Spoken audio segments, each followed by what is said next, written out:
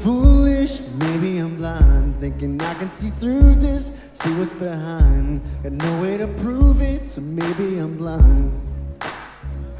But I'm only human after all. I'm only human after all. Don't put your blame on me. Don't put your blame on me. Take a look in the mirror. What do you see? Do you see it clearer? Are you deceived in what you believe?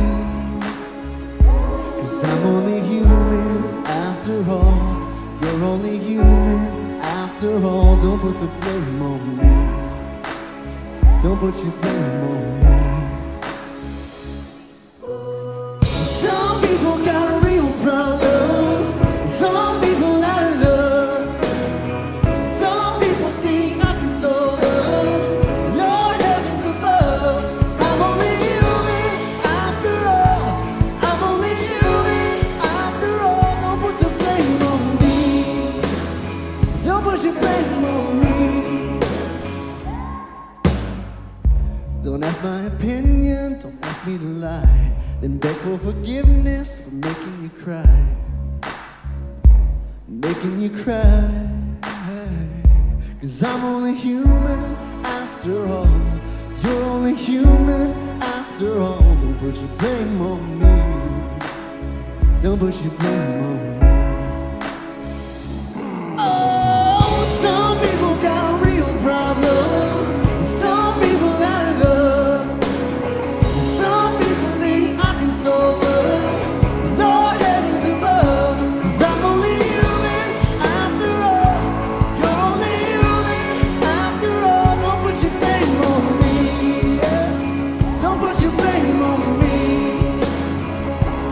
I'm only human. I make mistakes. I'm only human. It's all it takes. Don't put your blame on me. Don't put the blame on me. Yeah. I'm no prophet or Messiah. You should go looking somewhere else.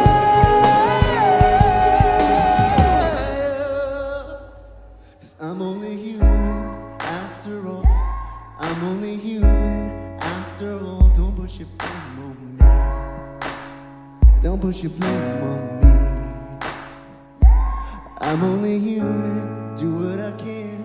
I'm just a man, do what I can. Don't put your blame on me. Don't put your blame on me.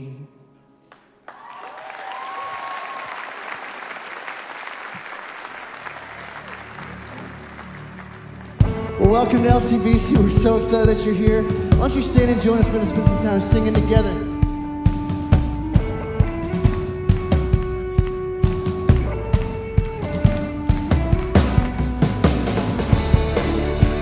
Let's get our hands going.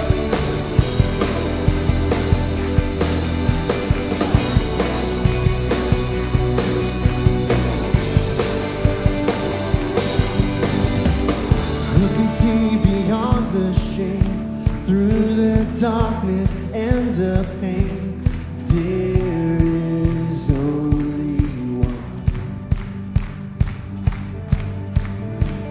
who can wipe away our tears when hope is gone and gives way to fear. There is only one. Jesus, you have saved us. There is no one like you, God. There is no one like you, God. Jesus.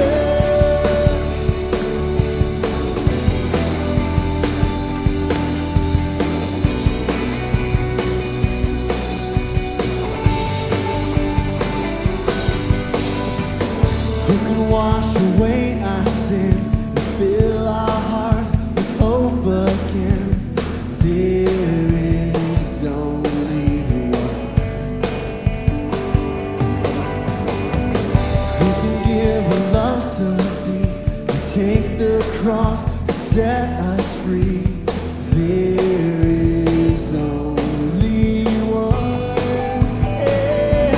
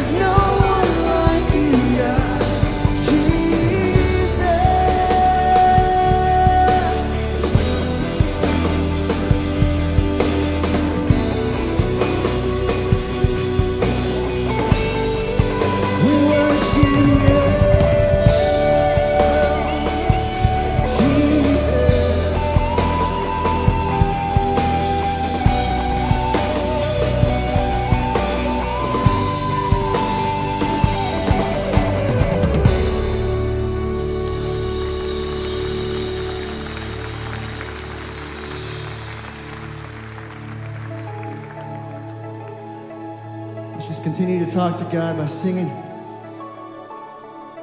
we go. 2.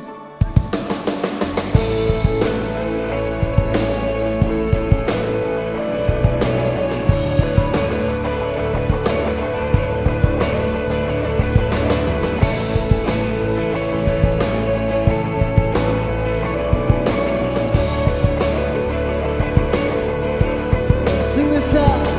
It's coming on the clouds. Kings and kingdoms will bow down. Every chain will break as broken hearts declare His praise. Who can stop the Lord Almighty? Our God is alive, the Lion of Judah. He's roaring with power and fighting our battles, and every knee will bow before you. And our God is the Lamb that was slain for the sins of the world.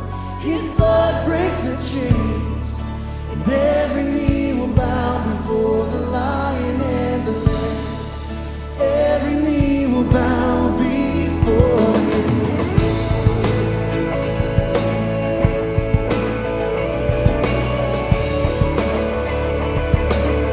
Open up the gates, open up the gates, make way before the King of Kings.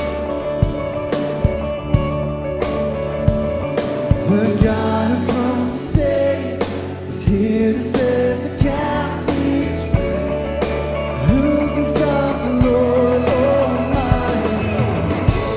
And our God is alive, the Lion of Judah.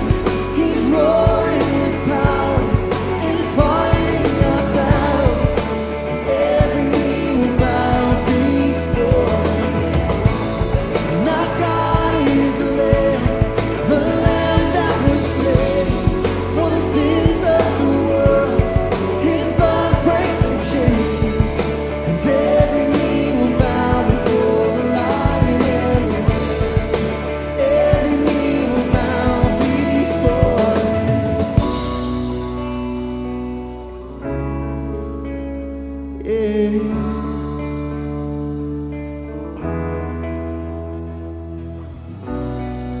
Who can stop the Lord Almighty? Who can stop the Lord Almighty? Who can stop the Lord Almighty?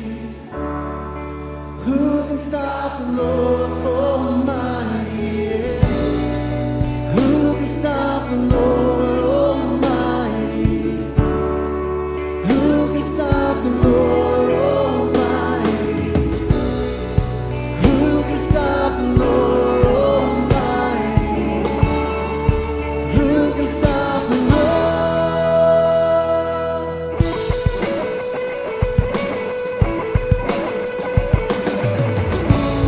And our God is alive, the Lion of Judah. He's roaring with power and fighting our battles, and every knee will bow before Him. And our God is the Lamb that was slain for the sins of the world. His blood breaks the chains, and every knee will bow before the Lion and the Lamb. And every knee will bow before Him.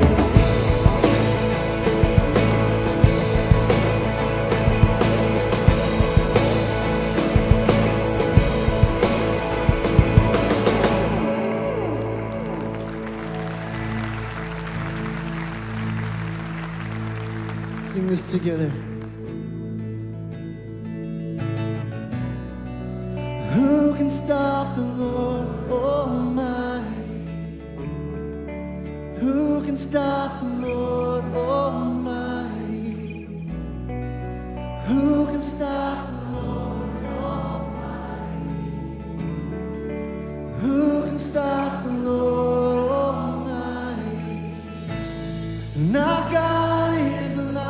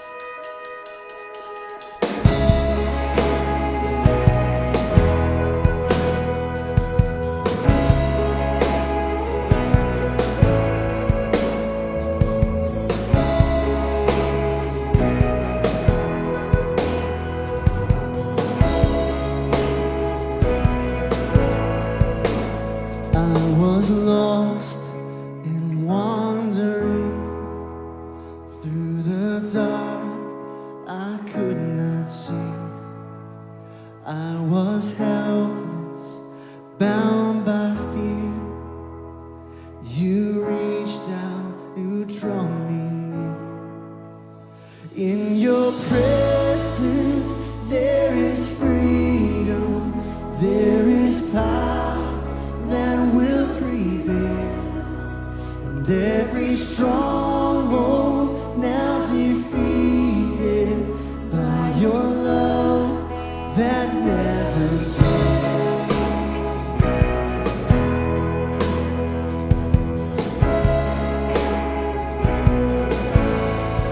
Oh, wondrous grace that took my sin, brought me back to your fold again. In the quiet, I heard you call, draw me close to where you are.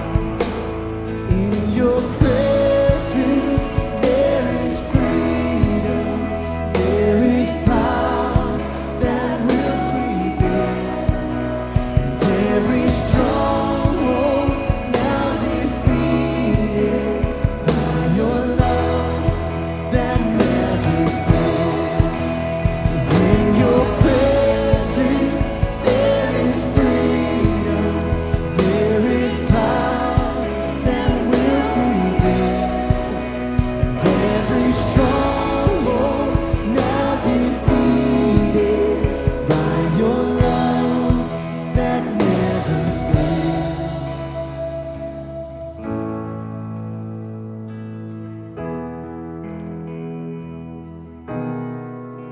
It never fails. Oh, yeah. Like a rushing wind, Spirit move within. You are here, you are here. Be my one desire, all-consuming fire. You are here, you are here. Sing that. Like a rushing wind, Spirit move within. You are here, you are here. Be my one desire, all-consuming fire. You are here, you are here.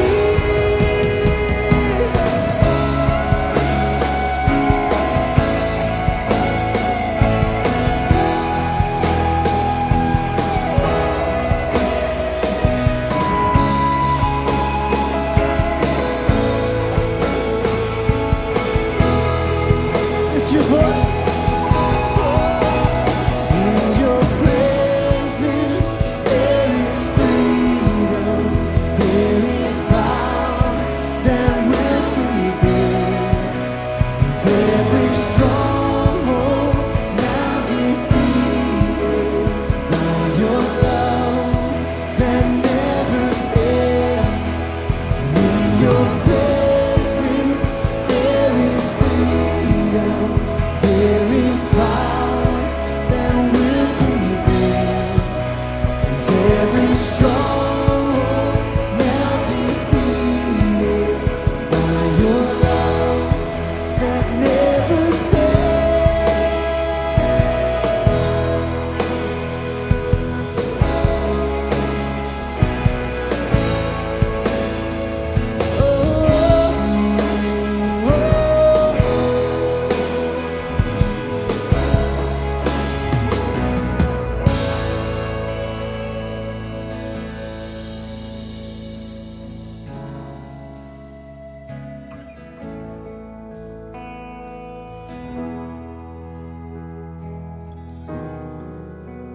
You are here,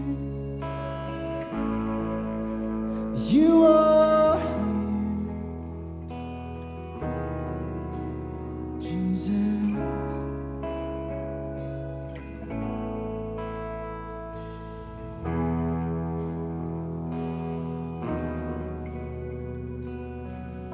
God, thank you for the privilege we have of talking to you,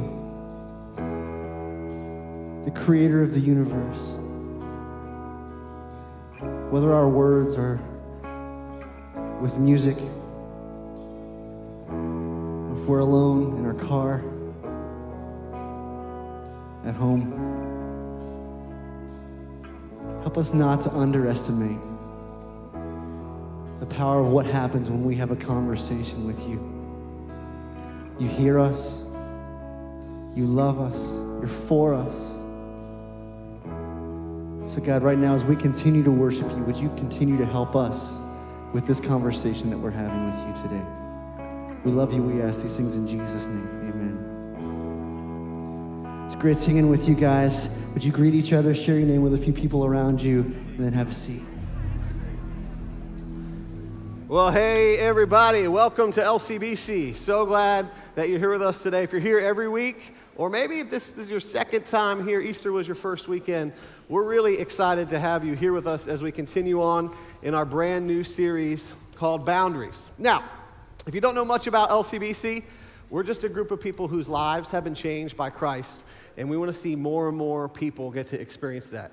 We are not a group of perfect people here. We are far from it. We do not have life all figured out, but we believe in and know a God who does. So glad you're here with us.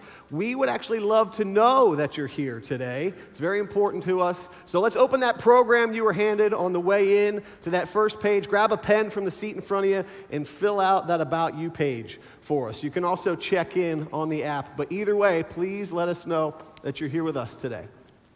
Now again, maybe you're here all the time, or maybe this is your second week, or maybe this is your first week here. Whatever the case is, we would love to have you in an environment we call newcomers, mainly because we'd love a chance to get to know you a little bit, right? Newcomers is a place where you get to come know about us as well, what makes us tick, our heartbeat, why we do the things we do. The next newcomers we have is coming up here in early May. Make plans today to join us, sign up through the program, through the app. Either way, we'd love to get to know you a little bit better at newcomers. In just a moment, the ushers are going to come down, pass a basket down your row. And at LCBC, this is what we call bringing our tithes and offerings. It's us saying, God, I'm bringing you the first 10% of my income, and I trust you with it. And so as the basket passes down the row, please take the opportunity to do that. Okay, so again, my name is Ryan. And it's been fun to get to know you all a little bit better over the past few weeks. I've enjoyed all of you who have been stopping me in the atrium and introducing yourself to me and who have been shouting at me and grabbing me. And I've loved knowing where you serve and where you live. Keep doing that. Still need your help with all of that. And I'll just let you know a little bit more about me right now. I love the season of spring. Okay, this is my favorite season. I love it for a few reasons. I love it for days like this, right? We get perfect days like this, where it's like 60, 70 degrees, no humidity, not a cloud in the sky, just awesome days. I love these days.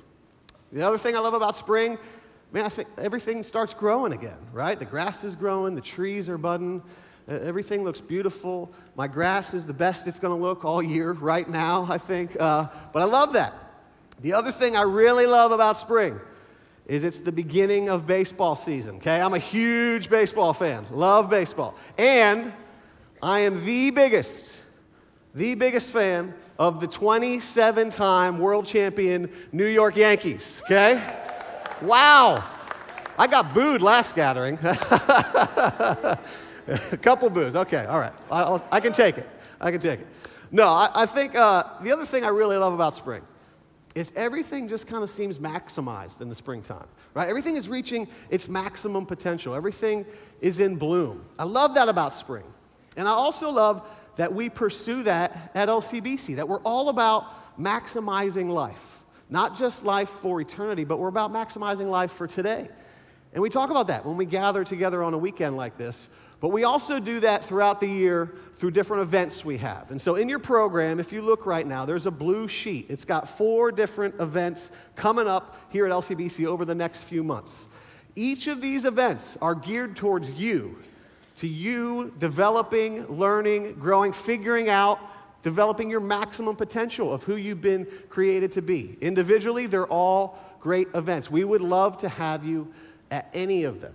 And so here's the challenge to you this morning. Here's something for you to think about. Maybe this is the year where you're going to invest in yourself, where you're going to make that decision for personal development, growth, and that you would actually come to one of these events, and together we'd continue to figure out how to maximize and live our life to the fullest potential.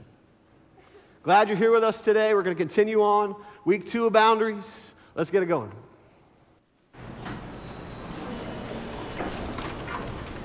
Okay, guys, here we go. Come on, hurry. Hold the door, hold the door.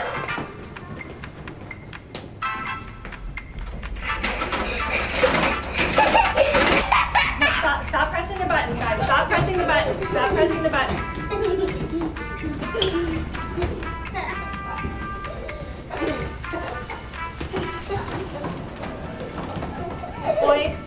Boys. Stop bothering the man. Guys, seriously.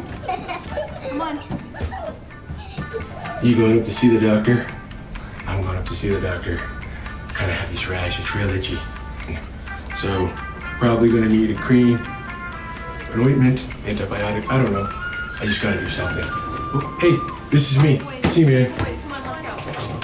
I'll give you a call. That's no problem. I'll be in touch. Just tell him to send me a text when he shows up. And then, we'll have people coming over and, I don't know, we didn't even talk about menu. Sure. That sounds good. I'll talk to you later. Okay. Wait, hold the door, hold the door.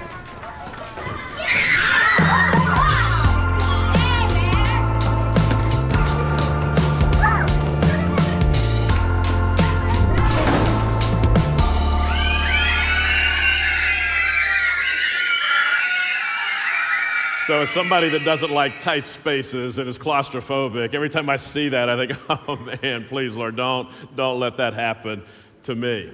We're talking about boundaries and the boundaries that exist in our lives. Before we jump into boundaries, let me just say 2 things to you real quickly. One, you have a form in the program that looks like this.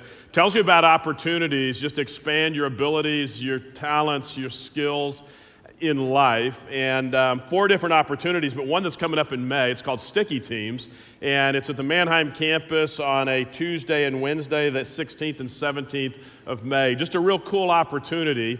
If you're serving anywhere around LCBC, if you serve out in the community, then a real good way to enhance your abilities, your skills as somebody that's serving, as somebody that's leading. And so go to the website, lcbcchurch.com, and you can get more information about that. The other thing that I'll just mention to you is if you're a part of a life group, or specifically if you're a leader of a life group, then you're going to be receiving a packet that looks like this.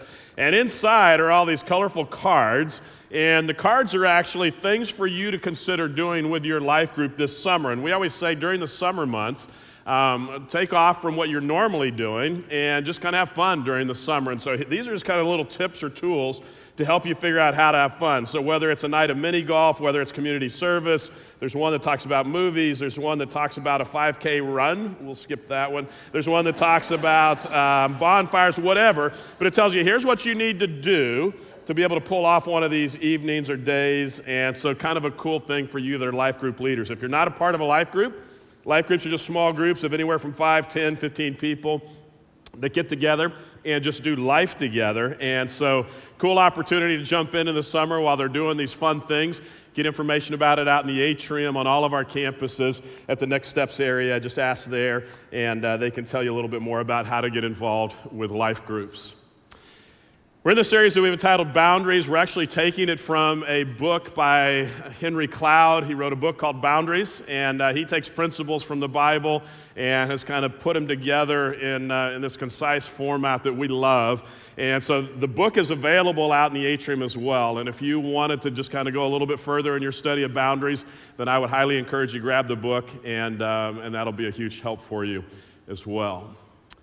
Well, I first started becoming aware of boundaries when I was a kid, and we were living in Dallas, Texas. And my dad happened to be a pastor there in Dallas, and there was a woman in our church whose name was Gladys. Now, I don't think I've ever met Gladys, never met her as a kid, but I knew that there was something different about Gladys. And what would happen in our home for several years is every night at 7 o'clock, the telephone would ring. And when the phone would ring, it would actually be Gladys. And Gladys would be calling, and she was frantic and needed to speak with my dad and needed him, she would say, to pray with her. And so we would get these phone calls from Gladys. And it's because of Gladys that I really began to first understand what boundaries were all about. So what would happen? Every night, when I say every night, literally every night for several years, Gladys would call right about 7 o'clock. And what would happen is my dad would let the phone ring. It would ring and ring and ring and ring. Finally, the answer machine would pick up. He wouldn't answer the call. The answer machine would pick up. When the machine would pick up, then she would frantically say, "Got to talk to Pastor Neil. I need him to pray with me right now." And she would kind of leave her message there. And, well, you need to understand, my mom is probably one of the sweetest people that you would have ever had opportunity to meet. And occasionally she would pick up the phone and she would talk with Gladys and she would pray with Gladys at that time. But that was seldom that she would do that. Instead, my mom, not only was she sweet, she was also incredibly strong. And so in that string, she kind of said, you know what, when it comes to these nightly phone calls from Gladys, my mom actually set boundaries. And the boundaries that she set was to say Gladys can call and she can leave an answer machine, leave a message on the answer machine, but she's not going to talk to anybody in the family in the evening. Gladys, you can call anytime you want during the daytime and speak to Pastor Neil, my dad, her husband, my mom's husband. You can speak to him in the office anytime he's available. But when it comes to the evenings, then there's a boundary. And it's not okay to call our home in the evening and disrupt our family life. You can just leave a message on the answer machine. And that was really my first exposure to kind of boundaries and what they were like. It became such a big deal for us that, and I think it started with Gladys, but to the point where we would never answer the phone any time of the day. And the phone would ring, and it would ring, and it would ring, and it would ring. Nobody would move, go to the answer machine. And when Ruth and I were first married, and she joined our family and came to our home, and we would have the phone ring middle of the day, and it would just ring and ring and ring, and she would look around at all of us like, "Are you not going to get it?" And we'd look around back at her and go, "No, we're not touching the phone." And so we'd go to the answer machine. If it happened to be somebody that we wanted to talk to, we would race to the answer machine, pick up the phone real quick, and try to talk. But really, my first exposure to boundaries was with Gladys and the answer machine. And my mom really saying, not okay to disrupt us at night. You can leave a message, you can call in the day, but don't disrupt our family at night. Several years later, maybe you were a Seinfeld fan, maybe you weren't. If you were, then you happened to see the episode probably of The Close Talker. And The Close Talker was a guy that just didn't understand personal space. And so he would talk very softly, and he would get right up in somebody's face in normal conversation, and he would violate boundaries to the point where you'd just kind of go, "Whoa, way too close." And again, it just began to spell out the fact that there are boundaries that exist in our lives, and we don't always know how to define them or what they are, but they exist nonetheless. If you've ever traveled overseas, you know that people in other countries don't have the same personal space boundaries that we do. And it's amazing how not only are they close talkers, but they're close walkers and close standers, and they will push their way in and around you and to the front of the line, and it's just a whole different world because their boundaries are different than our boundaries here in the States. Now, when it comes to boundaries, sociologist Brene Brown actually says this about boundaries. She says, boundaries for us define what's okay and what's not okay. That's the purpose of boundaries, to say, you know what, it's okay to do this, not okay to do that. And so when it came to the answer machine with my mom, she was saying to Gladys, this is what's okay. Leave a message, call in the daytime. This is what's not okay. Call in our house at night. Or the close talker, you can talk, but just stand back. Don't need to be quite as close. Now, if you haven't yet pulled out the outline from the program, I would encourage you to do so because this series on boundaries is going to be incredibly practical. And it's the kind of thing that if you can get your arms around what God says about boundaries, it will be life-altering for you. And so I would encourage you, grab the outline and follow along because boundary issues are everywhere around us. And you may not even be aware of the fact that you're struggling with boundaries, but you may be more than you actually realize. So, for instance, if when you came in today and you sat down, you said, this is the first time since last week that I've been able to just sit down and almost relax and just catch my breath, even just for a moment. Or if as you talk, you'd say, you know what, my life, it just feels like it's out of control. It feels like I'm being pushed and pulled from every direction. Everybody else has control of my life. I feel like my life is out of control. Or you'd say, you know what, I feel like my family is running me ragged. From getting the kids to school, to picking them up, to doing my work, to taking them to music lessons, to soccer practices, dance lessons, it just feels like my family is running me ragged. Or perhaps you'd say, you know, the last time my husband or the last time my wife said, let's just sit down and talk for a little bit, and you actually found yourself getting upset. And you were upset because you were thinking, I don't have time to talk with everything else that's going on in my life, with all of my family things, with everybody else's demands on my time. I don't even have time to sit down and talk with you right now. Or maybe you've got some friends that you might describe as high maintenance friends, and they're calling you all the time.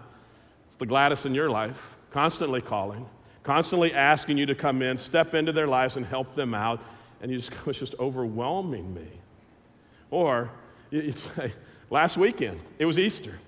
Everybody always gets together for Easter in our family. You hosted it, but the only reason you hosted Easter dinner last week at your house is nobody else would. Everybody else said no, and so you said, okay, I'll do it. Didn't want to do it, didn't enjoy doing it, but it's just what the family does. And so you hosted everybody at your home last weekend for Easter dinner. And if any of these apply to you, you might try to say, David, you know what, it's actually a time issue. If there was more time in the day, just a few more hours, I would be okay. It's just a matter of I'm just too busy. And if there was more time in the day, I'd be fine. But I'm going to suggest to you it's not about time, and a couple more hours in the day is not really what's going to help you.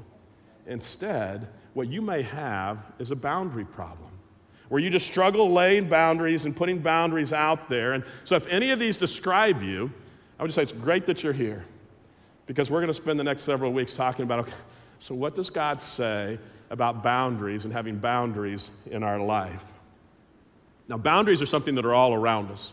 Maybe the most familiar boundary of all is actually the skin on each of our bodies. And the skin is there, and it serves as a boundary. It keeps our bones and our organs in place and protects our blood, and it just holds everything together for us. It keeps germs outside so that there's not infections coming in. At the same time, it has openings to let good things in, like food. It has openings to let the bad things out, like, well, anyway, there's things that coming in, things going out, and the skin is really about boundaries. And it's just saying, you know what, there's a boundary here. And we know that skin is like a boundary, because when somebody irritates us, there's a phrase that sometimes we'll use where we go, you know what, he just really gets under my skin. She really gets under my skin. And what you're really saying is somehow they're violating your boundary. And so you're pushing back on that situation. See, what boundaries do for us is boundaries actually help us understand and help us keep in the good things, keep the bad things out. That's what boundaries are really about. And you begin to figure that out in your life, and all of a sudden, life changes. It becomes life-altering. Now, understanding boundaries with our skin is one thing, but understanding how to figure out boundaries when it comes to relationships, or boundaries when it comes to emotional issues, is so much more difficult. And so a lot of the areas where you'd say, I just struggle in my life, quality of life issues, I would suggest they probably come down to boundaries, or the lack of boundaries, or the lack of protecting the boundaries in your life. And I understand that developing boundaries is hard. It's not easy. And I think the reason why we all struggle with kind of defining what the boundaries are in our life is it really comes down to the other people around us. And so we'll say things like, you know, I really care what other people think about me. And because you care about what other people think about you, then you say yes to more things than you ought to, because you don't want them to think poorly of you. Or you want everybody to like you. And because you want everybody to like you, if you say no, they may not like you. And so you get yourself into a lot of situations you wish you weren't in, because you're so focused on having people like you. Or maybe you'd say it this way: I just don't want to disappoint the people around me. I just don't want to disappoint them. And so all of a sudden, your boundaries are falling apart, or you don't have boundaries, because all of these, you're saying you're worried about what other people think. You don't want to alienate, you don't want to disappoint, you don't want to discourage the people around you. And so here's the cool thing. God actually talks about boundaries.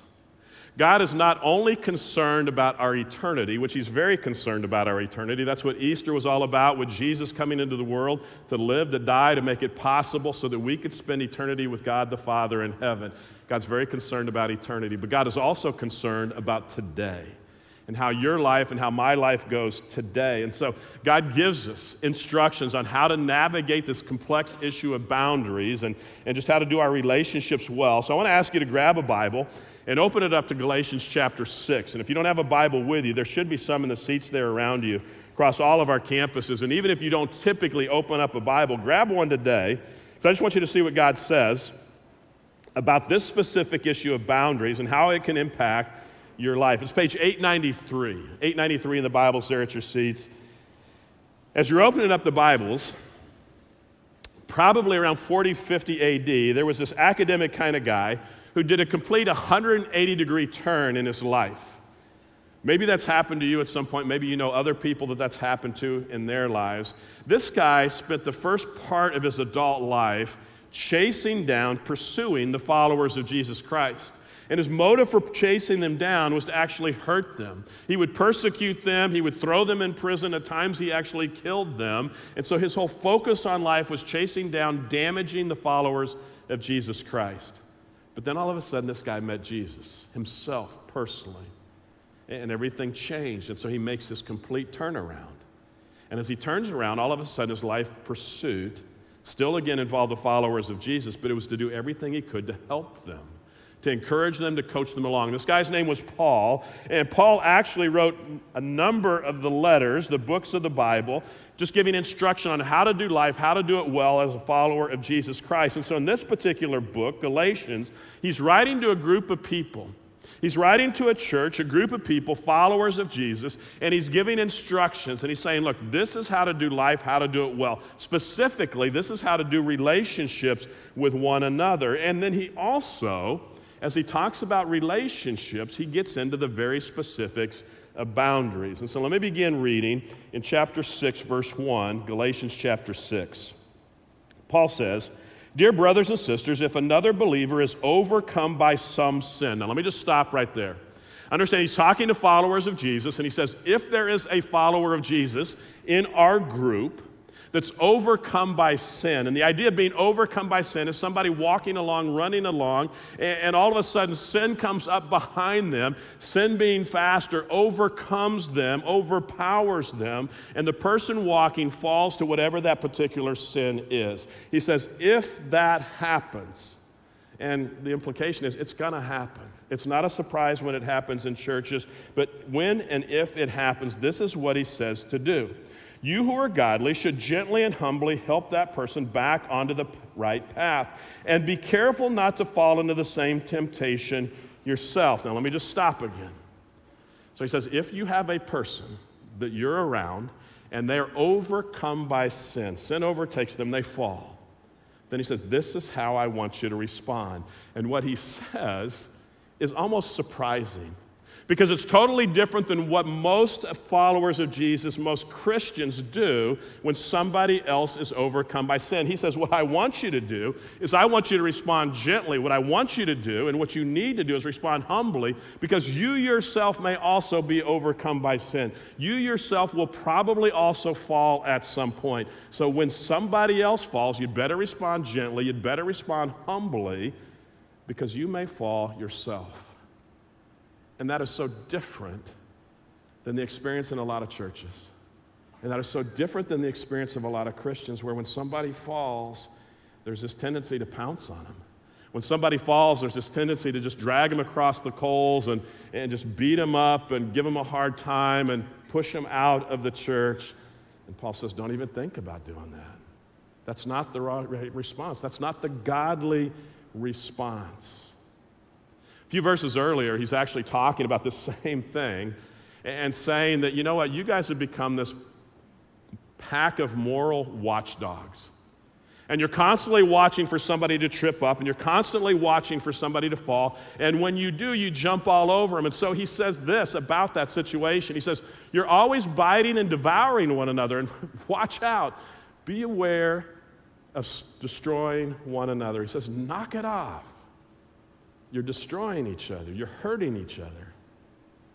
And the implication is it's going to happen. Moral failures will happen in a church. We shouldn't be surprised when somebody around us sins. That's who we are.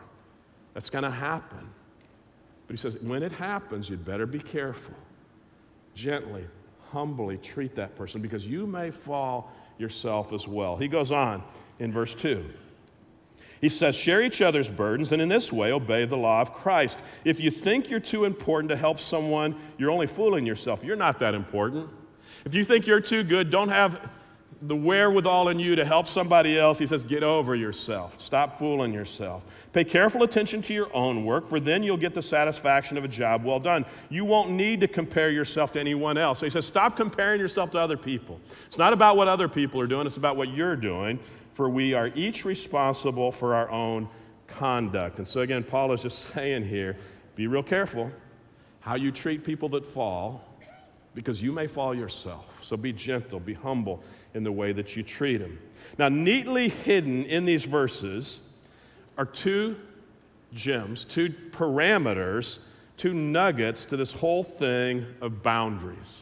So let me point them out to you and then let's talk about them. One is in verse 5 where he says, each one, he says, is responsible for his own conduct. Now, most translations of the Bible say each one should carry his own load. So that's the first parameter.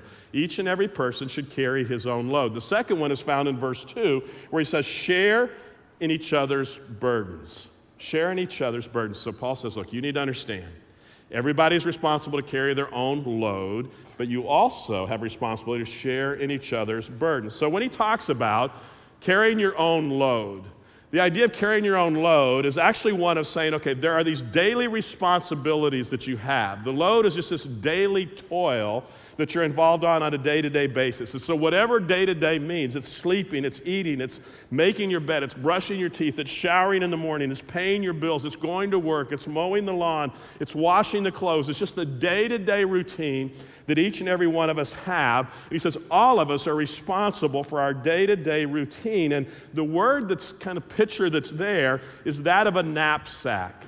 And a knapsack isn't so big that it's unmanageable. A knapsack is something that you just carry along with you. It's like the lunch bag you carry to work. When I was a kid, somehow we got in a conversation about this over the last several weeks. Never had the opportunity to buy lunch at school. I don't think I once bought lunch at school. My mom would always make a brown bag for us. Didn't even have a lunch box. It was just a brown bag lunch, and I would carry that like a knapsack every day. That was my kind of thing to carry. Nowadays, it's all about backpacks, and everybody's got backpacks, and so we don't talk about knapsacks, we talk about backpacks, but bottom line, Paul's saying is every one of us have a backpack to carry. And the cool thing about a backpack is it's manageable. You can handle it. It's the day-to-day responsibilities, and your day-to-day responsibilities are a little bit different than mine, depending on your skills, your age, your ability.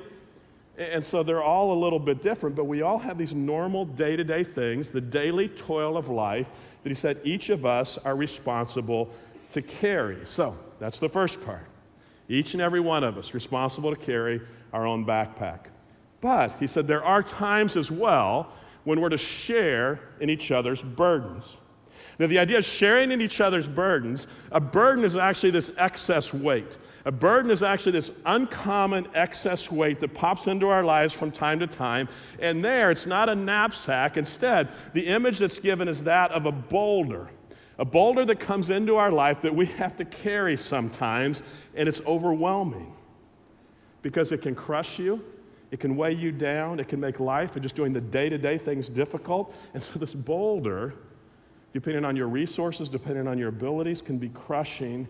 It can be totally defeating in your life. And so maybe these boulders could involve things like financial pressure, where all of a sudden you're experiencing this pressure in your life that you hadn't before from a financial standpoint. Maybe it's a severe illness that nobody had counted on, nobody had planned on. There it is, and it's pulling you down. It's a boulder in your life. It could be going through this brutal divorce. Every divorce is difficult. Every divorce is brutal. You didn't plan on it, but it's there. It's pulling you down. Maybe it's just your kids kind of going off the rail, and you're saying, I don't know what to do with my kids. And it's a boulder that's pulling you down. Perhaps it's this long-term unemployment. You say, I don't know how we're going to survive. Hadn't planned for this. And so if you're experiencing these things, you know what a boulder is like. You know what a burden is like. And you just say, I'm not sure that we can make it here. And so what Paul actually says is that these burdens that people have, our job not only is to carry our own personal daily toil, our backpack, but it's also to step in and help share the burden that somebody else may be carrying. And a couple things just to mention about it.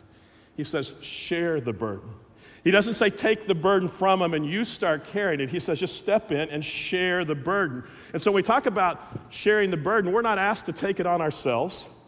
So it's not a transfer where they all of a sudden take their burden and put it on you, but instead we're just to step in, share in that burden with them. And here's why.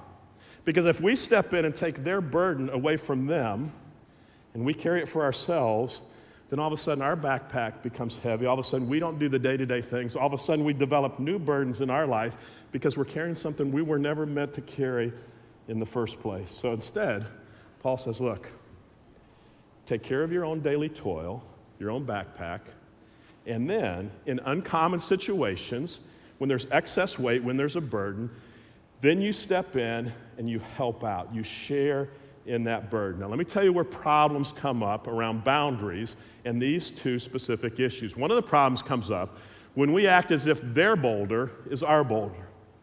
Huge problem for a lot of us is we step in and we see somebody with a burden that they're carrying and we think, I've got to help them. And so all of a sudden we take their burden on for ourselves, and it was never designed to be that way. If you find yourself taking other people's burdens, it becomes yours. And if you're that type of person, odds are you're carrying 4 or 5 or 6 people's burdens you were never meant to carry, and it's a problem in your life. And it begins to destroy the relationships that are closest to you, the people that are closest to you. It disrupts your quality of life. And so we were never expected to carry other people's burdens. He says, share in those burdens. Second problem that actually comes up is when other people have daily loads. We all have daily loads, but when they act as if their daily loads are actually boulders, they think just carrying this backpack around, they're being punished somehow. They've got excess load, and it's just the daily load, and then we should take it on for them, they think. Where they kind of imply here, you need to carry my backpack too. And again, because we don't want to make people mad, because we want people to be happy with us, because we don't want to disappoint people too often, we say, okay, I'll carry it for you. I'll take it for you. We were never meant to carry somebody else's backpack.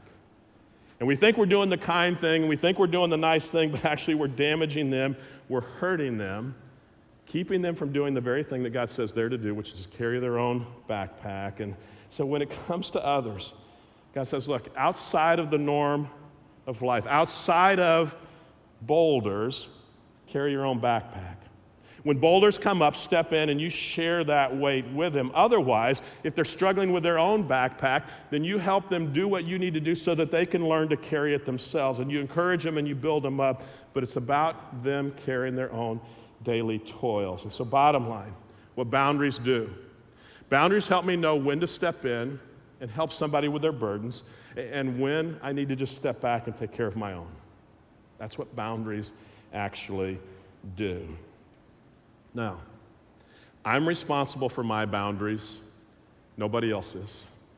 I'm responsible for setting my boundaries. I'm responsible for protecting my boundaries. You're responsible for your boundaries, for setting your boundaries, for protecting your boundaries. Nobody else is going to do that for you. Instead, what everybody else is going to do is they're going to test your boundaries, and they're going to try to figure out just how much can they get you to do. And we know that as parents. It starts the moment our kids are born. How much can we get mom and dad to carry for us?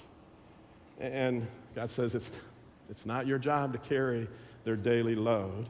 And part of the job, even as a parent, is to teach them to carry more and more of the daily toil so that they can handle the burdens when they come. And so God says, look, you need to have boundaries. So let me give you some ways to protect, some strategies to protect the boundaries that you have, from your daily toils to the burdens of other people. One is just very simple. One is just use your words. Learn to say one of the most beautiful words in the English language that's there. No. Just say no. Learn to say no, and you can control. It's your first line of defense with your boundaries, learning to say no. And when you say no, mean it. That's why when Jesus said, These words actually said, just say a simple yes, I will, or just no, I won't. But he's saying, just be real clear about it, just be definitive and say, no, not going to do that. And when you say no, what you're doing is you're developing this boundary and you're saying, it's okay to this point, but I'm not going any further. I'm done going as far as I'm going to go. No, I'm not going to do that. Now, I don't know if you're like me. Sometimes I will agree to doing something that I don't want to do. For whatever reason, they catch me at a weak moment, or I'm just trying to keep somebody happy, and so I'll say yes to something I don't want to do. And then as I'm doing the very thing I don't want to do, I find myself getting angry. And the funny thing about it is, I'm not getting angry at myself. I'm getting angry at them for asking me to do what I don't want to do. When there's no reason for me to get mad at them, if I'm to be mad, I ought to be mad at myself. Because I'm the one that said yes. I'm the one that didn't defend the boundary. I could have just said no. So rather than being mad at them for asking the question, I need to be mad at myself for never saying no. And so learning to say no is the most basic form of defense of protecting our boundaries. A second strategy for defending boundaries, and this one gets a little bit more complicated, but sometimes you have to create distance in the relationship. Sometimes when somebody's stepping in and they're violating your boundaries, you may have to create space. It could be emotional space where you withdraw emotionally and say, you know what, this relationship, I'm going to have to pull back a little bit for a time because you can't allow them to keep hurting you. Or sometimes it actually becomes physical or geographical distance where you say, we're just going to have to not spend as much time together. We're not going to be able to meet the way we've been meeting. I'm not going to be able to talk to you the way we've been talking. And so you develop a physical boundary. Proverbs chapter 22 actually says this: a prudent person foresees danger and takes precautions. A prudent person understands that if we keep going down this path, then I'm going to get hurt. So a prudent person says, I'm going to take precautions. I'm going to create some distance here in the boundaries. The simpleton goes blindly on and suffers the consequences. Prudent person says, you know what, let's create some distance. A simpleton says, yeah, let's keep going down this way, and then you suffer the consequences. A simpleton, somebody that doesn't think. It's not the nice person goes blindly on. The sweet person goes blindly on. And sometimes some of the sweetest people we know are the people that'll do anything for us. And the Proverbs are saying, they may not be sweet, just simpletons. But I don't think you're a simpleton. You just want to keep people happy. And so it says, create space. Create space in your life. One of the ways to preserve your boundary. Third way to protect your boundary, is just let the other person experience the consequences of their actions. Let the other person experience the consequences of their decisions. And sometimes there's nothing that we want more than to actually intercept the consequences from another person's life. Where we say, if I could just step in and take this for you. Where they've made a foolish decision, they've made a bad decision, and if I could just step in and keep you from experiencing the consequences, and we think we're doing them a favor. But one of the greatest teachers in life are the consequences that we experience. And when we rob our kids, when we rob other people the consequences of their decisions, we're actually hurting them in being able to just carry the daily toils of life. So, nobody else is going to set boundaries for you. Nobody else is going to protect your boundaries. The principle of consequences, and we'll talk more about this next week, the principle of consequences is, look, if you don't work, you don't eat. The Bible talks about that. Or in our world, if you don't do your homework to your kids, no, you're not going to go out with your friends. If you don't do your chores and make your bed, you're going to lose your privileges on the phone. Or to your spouse, you say, you know what, if you come home late from dinner again and you don't call me, you're going to have to fix your own meal. Or if it gets real serious, you say, you know what, if you don't honor our wedding vows, you don't live here with me anymore. But it's consequences to the decisions that we make. Boundaries are in our control. You control your boundaries, nobody else. You set them, you protect them. You can protect them with your words. You can protect them by creating distance. You can protect them by the consequences that are there. A couple more insights about boundaries real quick that you just need to understand. Boundaries are going to differ and move depending on the person or the relationship that you're in and the level of trust that you have with that person. In other words, you don't set the same boundary for every person in your life. When it comes to boundaries, in my life, Boundaries move. They're at different places. And so for me, when it comes to my family, when it comes to Ruth specifically, the line is, if there's a line, it's way over here. And there's not anything that she's really held back from. And then my kids are at a different level. And then the people that I work with. And then it kind of begins to move out a little bit further, where maybe friends in the neighborhood, people that I know, their boundaries are here. Other people, I say, you know what? I think I'm going to keep you a little bit further away. Maybe I don't know you well. Maybe I haven't learned to trust you. I don't know you well enough to know that I can trust you. And so I put your boundaries out here. Maybe I do know you real well, and I put your boundaries way out here. And I go, you know what? You're not getting into my life any further. And so the boundaries are going to move depending on the person and the level of trust that you have with them in your life. And another thing about relationships and boundaries, relationships stop growing when the boundaries stop moving. The relationship stops growing, it even dies when the boundaries stop moving. And what I mean by that is this: when you're in a relationship and you set a boundary, what you're doing with that boundary is saying, I don't know that I trust you to come in any closer to me. And so if that boundary is set and never moves, the relationship is dying. If it's moving this way, then the relationship is doing well. Sometimes the relationship and the boundary moves way out here. Might have been here before, now it's way out there. You do something to violate trust. Doesn't mean the relationship is dead as long as it keeps moving. You may have to earn your way back again as you prove yourself and develop trust. As long as it's moving, either direction, the relationship is still alive. When you set the boundary and say, that's it, not moving it again, then the relationship is dead or over with. The quality of your life is greatly impacted by the boundaries that you set or the boundaries that you do not set. So here's my challenge to you. This week, I want to challenge you to establish some boundaries. And if you already have boundaries, my challenge to you is actually learn to protect the boundaries that you have. I'm going to ask you to start enforcing your boundaries. And if you choose to set boundaries, and if you choose to enforce your boundaries, this is what actually may happen to you. Going back to where we started today, maybe for the first time, you're going to find some time to relax in your life. You're going to go, you know what? For the first time in a long time, I'm able to catch my breath. Or maybe for the first time in a long time, you're going to realize I can control my life. Everybody else doesn't have to own me. I don't have to do everything based on who calls me on my cell phone or what they ask me to do. You control your life, or your family running you ragged. That's going to be the hard one. But you know what? Every kid is not going to grow up to be a soccer star. Every kid is not going to grow up to be the greatest ballet dancer in the world. Every kid is not going to grow up to be a great musician. And maybe you say no to some things, and you kind of begin to pull back. Maybe your wife or your husband says, can we just sit and talk? And you actually have time to do that. And you enjoy the conversation.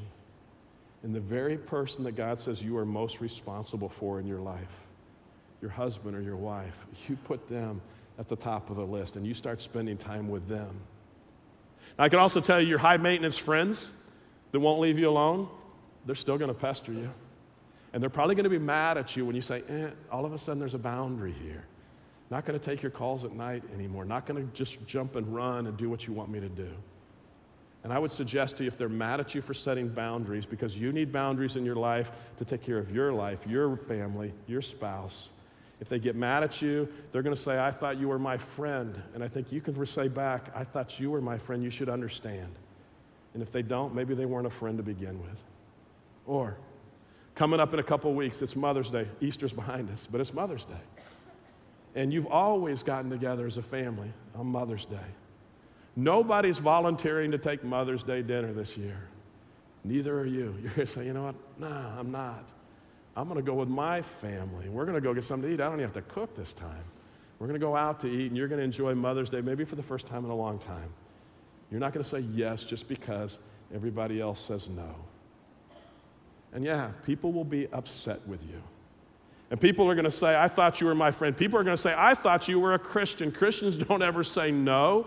Jesus would never say no. You know what? Jesus said no lots of times. What Jesus would actually do is he would be in a crowd of thousands of people that were pushing in on him, pressing in on him, wanting him to do something to change their lives. There were people with burdens that were pressing in on him. You know what Jesus would do?